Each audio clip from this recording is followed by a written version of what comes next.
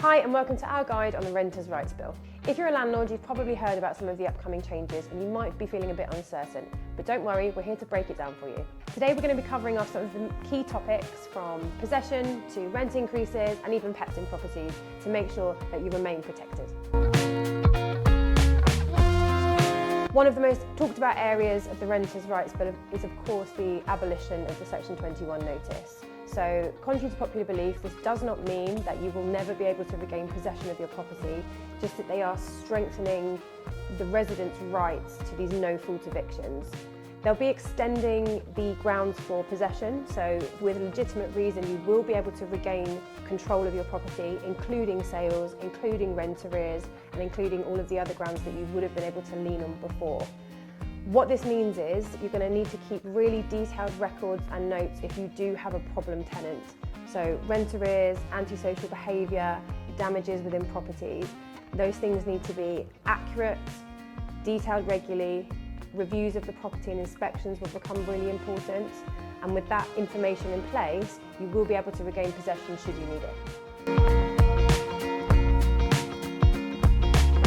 One of the other proposed changes is of course the type of tenancy, so moving to this open-ended, periodic style tenancy that the government are proposing.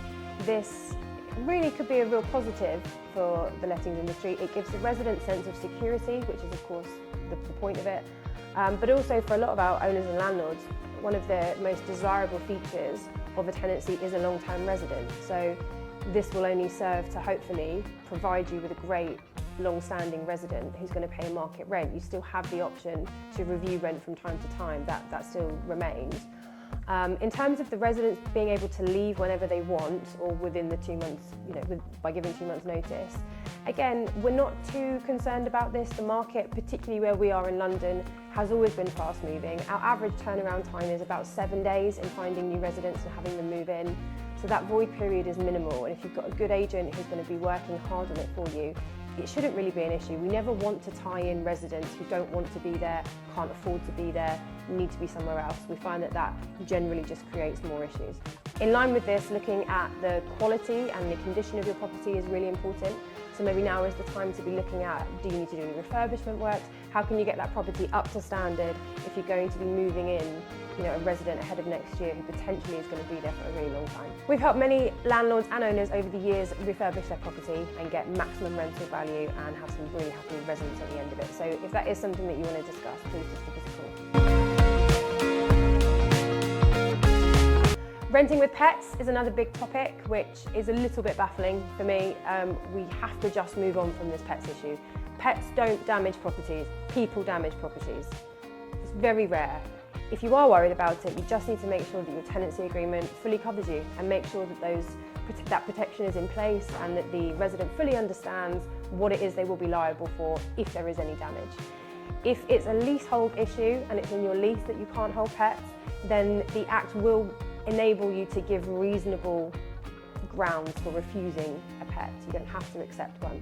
But generally speaking, we need to let go of this sort of stigma around pets, in my opinion. And if you need any advice on that or want to discuss it further, then of course we can help. Unfair rent increases are also being tackled by the government in the Renters' Rights Bill. Again, if you aren't imposing unfair rents, then you don't really need to be worried about this. A way around this is to make sure that obviously the rents that you are putting forward are data driven, they're driven by local markets, that you have evidence to back that up. You can speak to your local agent, speak to us, and we'll be happy to provide those comparables so that you can ensure that you are where you need to be. And having those transparent, honest conversations with your residents as well ahead of time so that they can plan, and making sure that those increases are no more frequent than once a year, which they shouldn't be anyway. Hopefully you'll be able to agree something which is fair for all parties. Housing standards will also be under scrutiny with the new Renters' Right Bill. The local authority will have more power to enforce these, the introduction of ARAB's law, bringing that across from the social sector into the private sector. Again, for us, this is only a positive thing. If you are an owner whose property is already up to standard and you are compliant, then this doesn't affect you. And if you are just below that, then you'll have some great guidelines and some really clear ways of working to make sure that you are compliant, which protects everybody involved. We're really looking forward to working with our local authority to make sure that our portfolio is up to date and is compliant, which I'm sure that it already is. If you are struggling to understand your obligations or get your head around what is required, then we have linked our comprehensive lettings compliance guide in the description below. It may seem scary and it may seem a bit biased towards residents, but we have to choose to view it positively. You know, it's there to protect residents, it's there to improve the rental experience. And if you are a long-term, safe, compliant, well-meaning owner, this isn't really going to affect you. If you have any questions at all about compliance, property reviews, or long-term residence and preparing your property, then do just let us know. You'll find all the links and resources you need in the description below. Thanks for watching, and we'll see you in the next video.